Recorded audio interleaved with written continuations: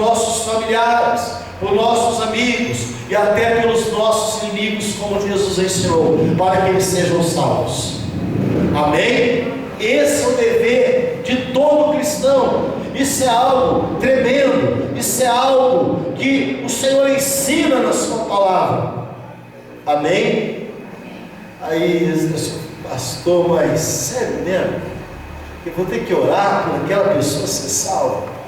Pai, você ora, o resto é com Deus, o Espírito Santo.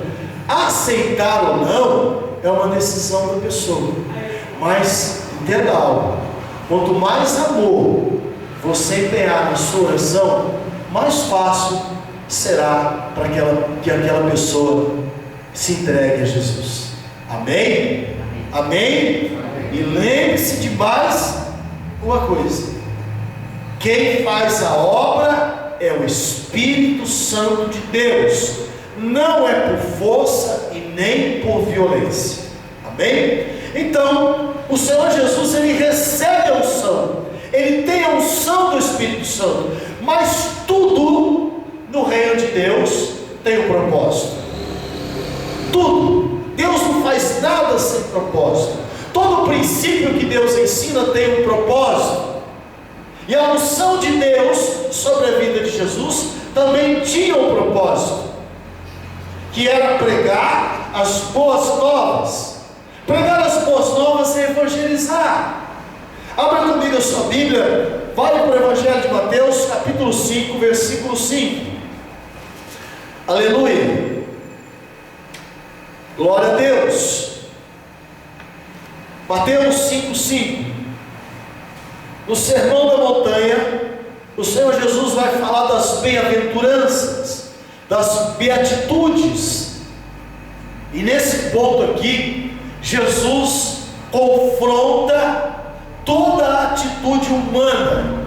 Jesus confronta toda a reação humana, porque ele traça um paradoxo, não é? Com a atitude das pessoas diante das situações e aquilo que as pessoas que nós vamos receber por agir em conformidade com a palavra de Deus. Amém? Então no versículo 5, o Senhor Jesus diz assim: bem-aventurados os mansos, porque eles herdarão a terra. Amém? Bem-aventurados os mansos, porque eles herdarão a terra. Conformidade com aquilo que o profeta Isaías profetizou no capítulo 61, no versículo 1. Ora, por que o Senhor Jesus vem dizer e diz e fala sobre essas atitudes nas beatitudes do Sermão da Montanha? Abra comigo a sua Bíblia, pode deixar aí, mas vá lá para a carta aos Hebreus, capítulo 4, verso 2. Hebreus 4, 2. Aleluia.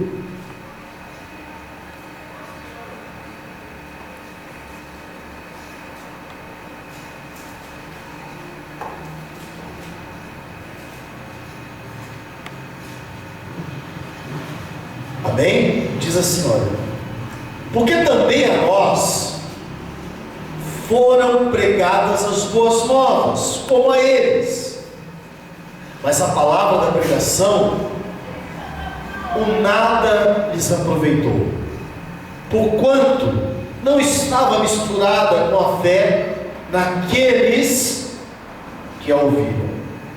Porque nós, os que temos crido, entramos no repouso, tal como disse: assim jurei na minha ira, que os que não entraram no meu repouso,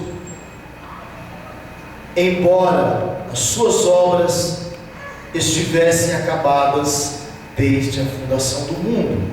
Agora, o escritor aos Hebreus fala no capítulo 4, versículo 2, das boas novas que lhes foram pregadas.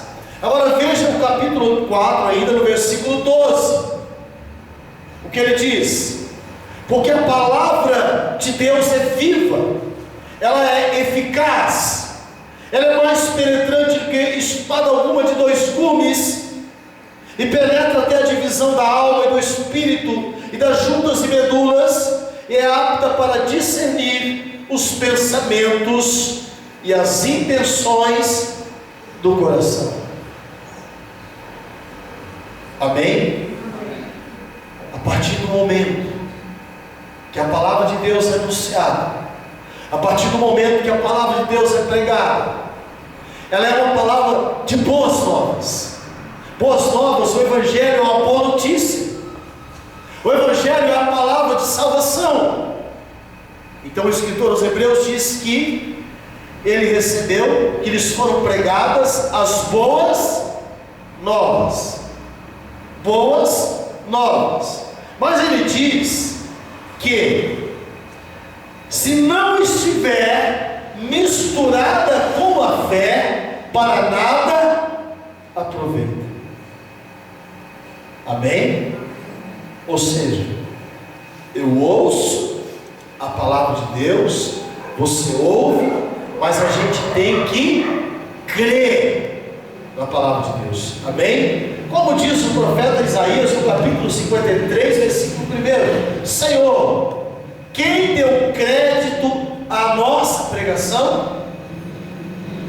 Dar crédito é crer, é confiar. Ora, quando a pessoa pede crédito numa instituição financeira, aquela instituição não confia que aquela pessoa vai pagar? Sim ou não? Se você empresta dinheiro a alguém, você não está acreditando, você não dá crédito àquela pessoa, por isso você faz algo? Sim ou não? Então dar crédito é confiar, é acreditar na pregação da palavra de Deus. Abra sua Bíblia na carta aos Romanos, capítulo 10. Romanos depois de Atos, capítulo 10, versículo 12 ao 15.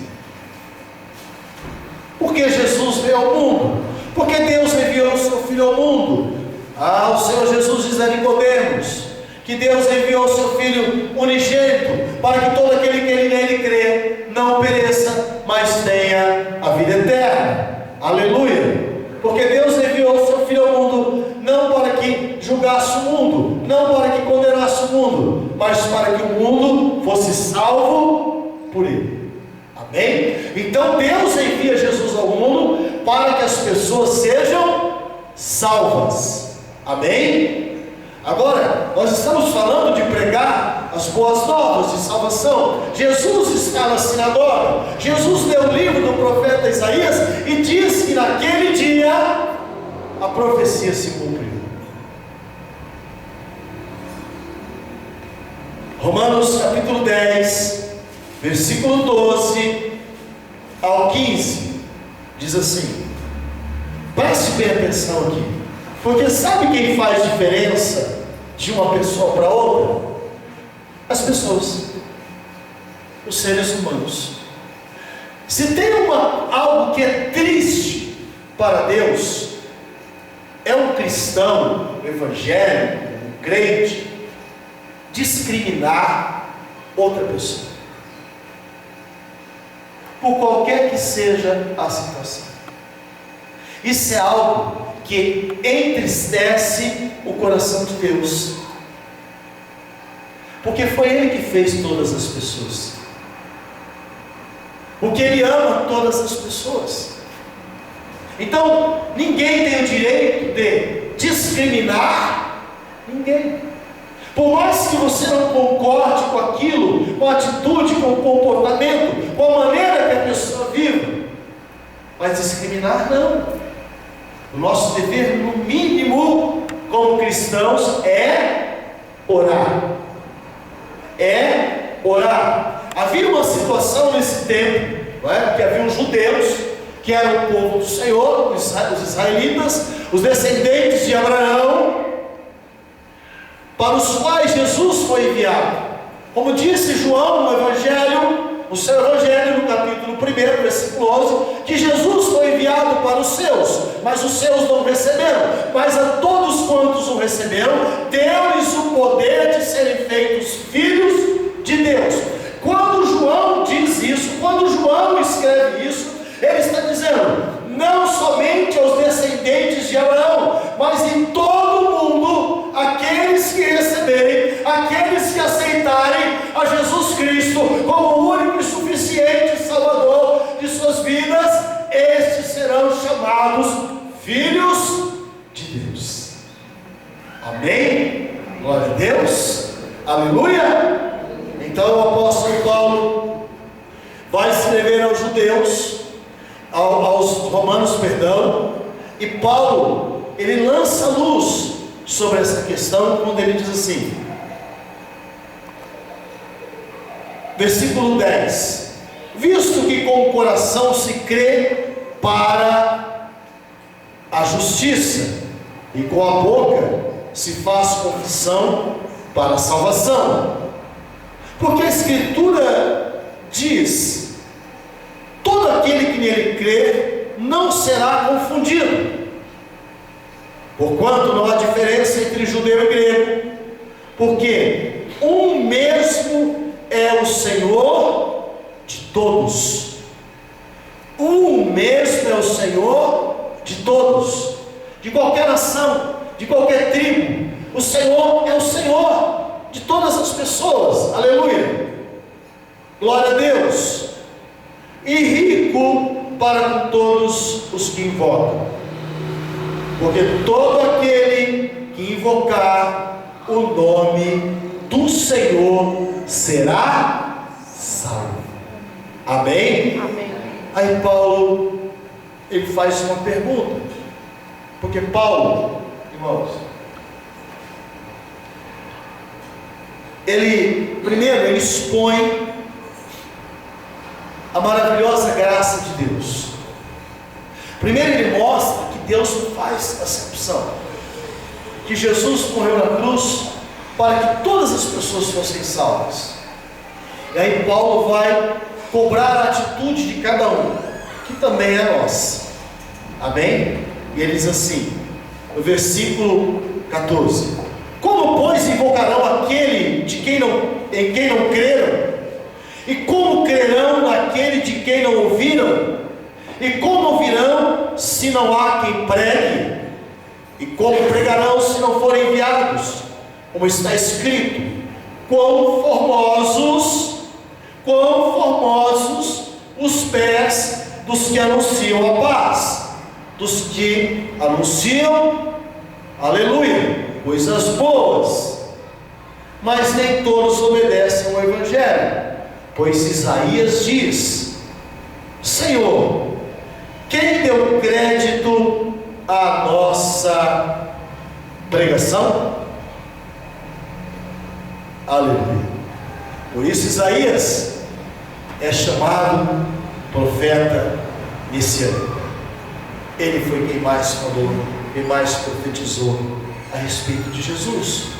E aí nós precisamos entender e analisar qual tem sido a nossa atitude diante de tudo isso.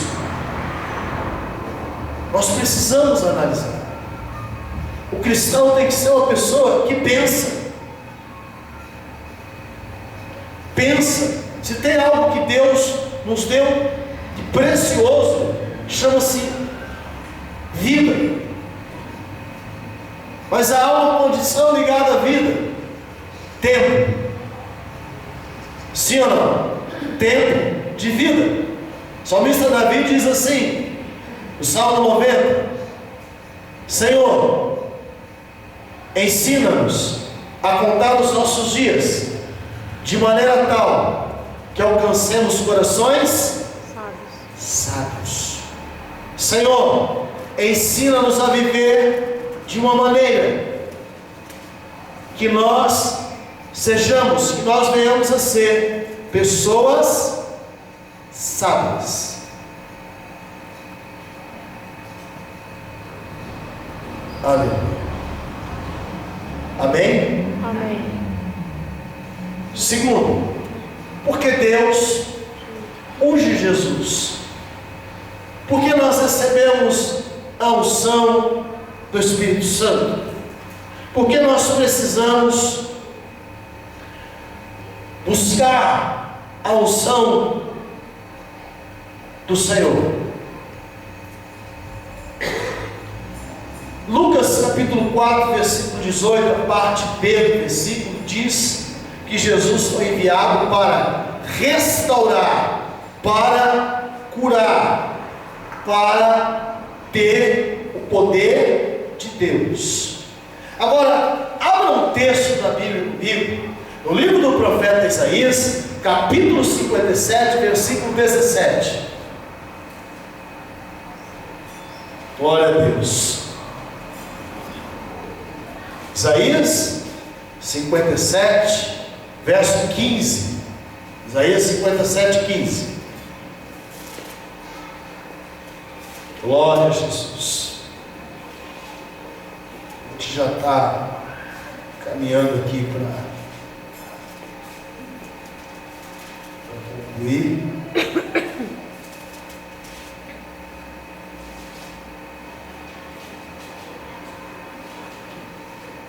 Aleluia. Isaías vai falar da habitação do Senhor. Assim.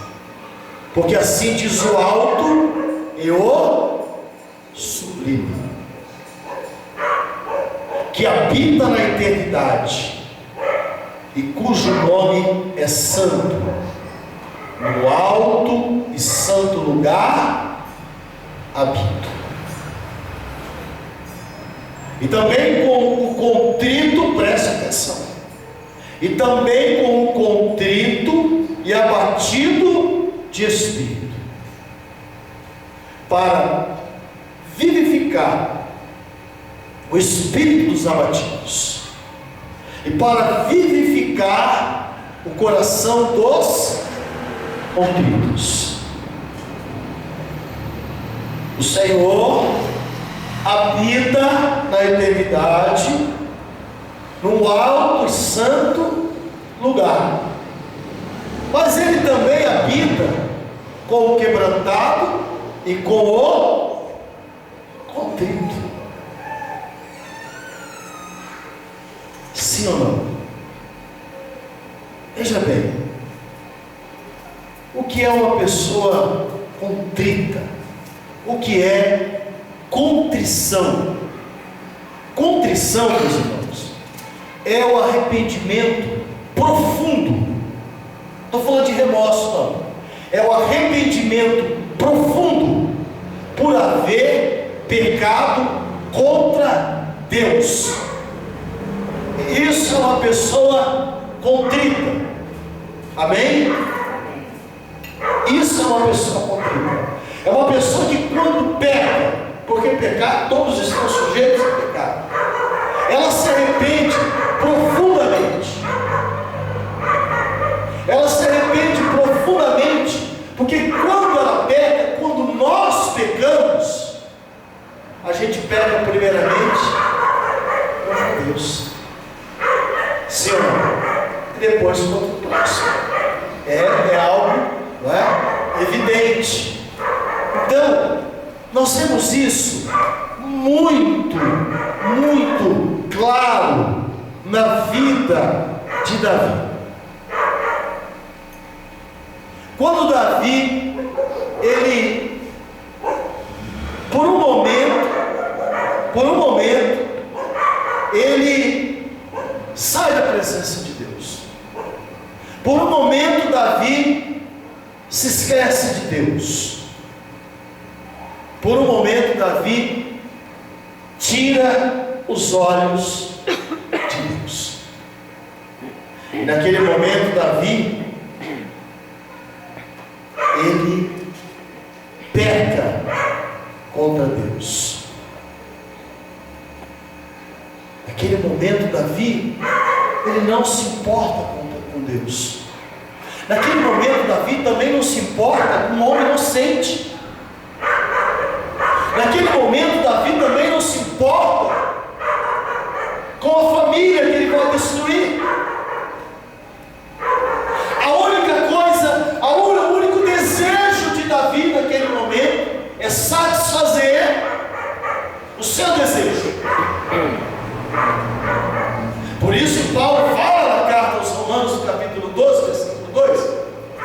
que nós precisamos renovar o nosso entendimento. Naquele momento, se Davi, assim, por um instante parasse e pensasse em Deus, ele ia falar: Senhor, o que é que eu estou fazendo? Senhor, o que é que eu vou fazer? Então o entendimento de Davi a respeito daquela situação seria outro, sim ou não? E aí ele ia experimentar, ele ia conhecer naquele instante a boa, a agradável, a perfeita vontade de Deus para a vida dele. Mas naquele momento Davi, ele nem se importou. Ele não se importou. Naquele momento Davi pensou apenas em si. E aí ele consuma o pecado. Primeiro, contra Deus. Em segundo lugar, contra Urias.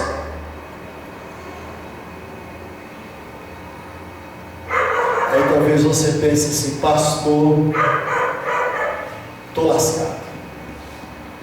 O que eu vou fazer? Meus irmãos, não pode entrar no pega perdoa. Pode fazer igual camarada não, esse cara é camarada meu. E, né? Fez uma proposta indecente lá, e a irmã falou: não, você perdoa, não, Deus perdoa. Aí não. Aí é o pega perdoa. Aí a pessoa que vive na iniquidade, ela se acostuma a pecar. E aquilo se torna normal, porque ela peca e acha que Deus vai perdoar a todo instante. Mas pode ser que, num dado momento entre o pecado e o perdão, Jesus volte. Aí ela fica lá pecando. Aí fica ali mesmo. Quando Davi cai em si, quando o profeta Natan chega até Davi, e vem a palavra de Deus. O profeta Natan chega a Davi e conta uma história. O Davi se veste, coloca a toga, né? Davi pega o martelo e dá a sentença. Quando ele dá a sentença, o profeta Natan diz assim: és tu esse homem aí, foi você que fez isso. Nesse momento, Davi tem os seus olhos abertos, porque ele estava cego pelo pecado, ele estava cego pelo desejo, pela vontade da sua carne.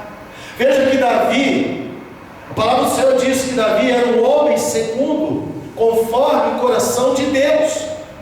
A palavra de Deus diz que no momento que o profeta Samuel ungiu a Davi, o Espírito de Deus veio sobre ele. Sim ou não?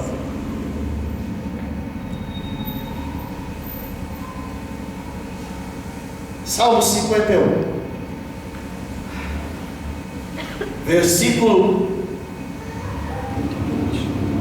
16 e 17.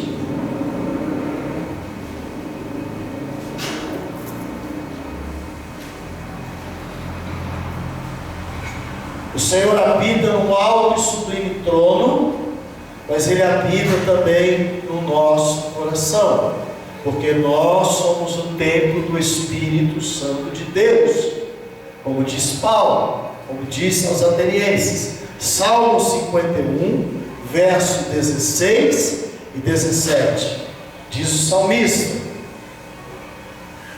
porque tu não te comprases em sacrifício, senão eu os daria. Tu não te deleitas em holocaustos. Os sacrifícios para Deus são o espírito quebrantado, aleluia, a um coração quebrantado e contrito não desprezarás, ó Deus. Amém? Amém. Por isso ele diz, no livro do profeta Isaías, capítulo 57, versículo 15, que ele habita com aquele que é quebrantado e contrito. Sabe por que ele habita? Porque ele olha e vê na pessoa e vê em nós, e ele tem que ver. Deus tem que ver isso em nós. um coração que se arrepende quando erra, um coração que sabe, não podemos ser pessoas que vão passando por cima de tudo, não. Nós temos que analisar, colocar as situações da nossa vida diante de Deus, pedir sabedoria a Deus para tomar as decisões, para falar, para agir em tudo. Porque se você fizer assim, pode ter certeza, o Espírito Santo vai estar sempre dentro de você. Ele vai estar sempre ao seu lado. O anjo do Senhor sempre estará ao seu lado. Aleluia! E a palavra de Deus diz que o anjo do Senhor acampa-se ao redor daqueles que o temem. E para a gente concluir, abra sua Bíblia no Salmo 34, versos 18 e 19. Salmo 34, 18 e 19.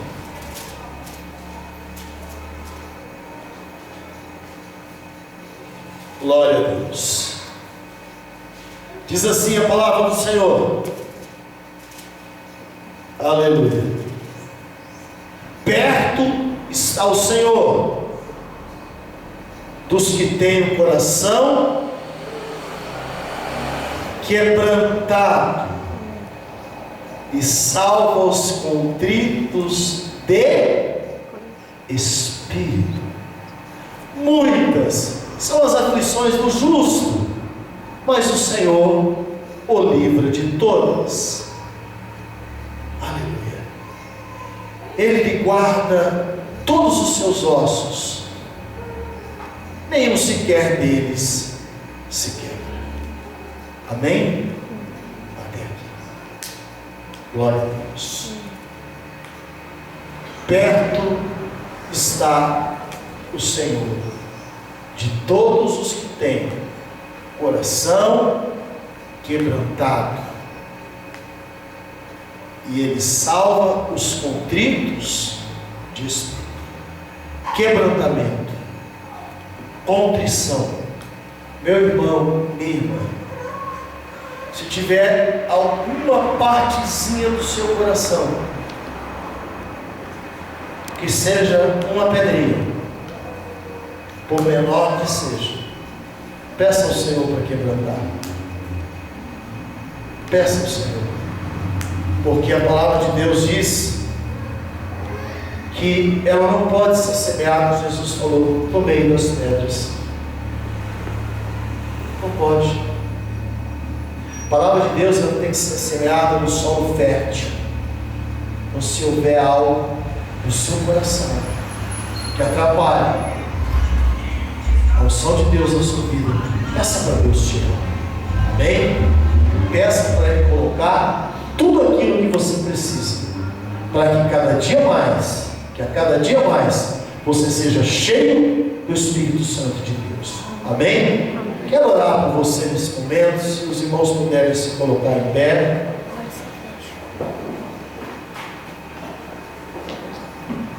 Feche os seus olhos.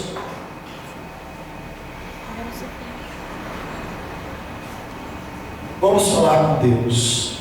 Deus eterno e maravilhoso Pai, Deus de Abraão, Isaque, Deus de Jacó.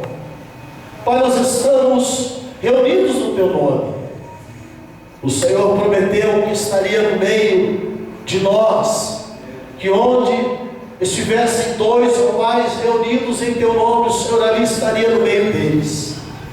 Nós meditamos, ouvimos a Tua palavra nesta noite, ó Senhor, e entendemos, ó Deus, que Jesus Cristo, o Teu Filho amado, é o Salvador das nossas almas, o Salvador das nossas vidas, e não só apenas de nós, mas de todos aqueles que em Ti creem.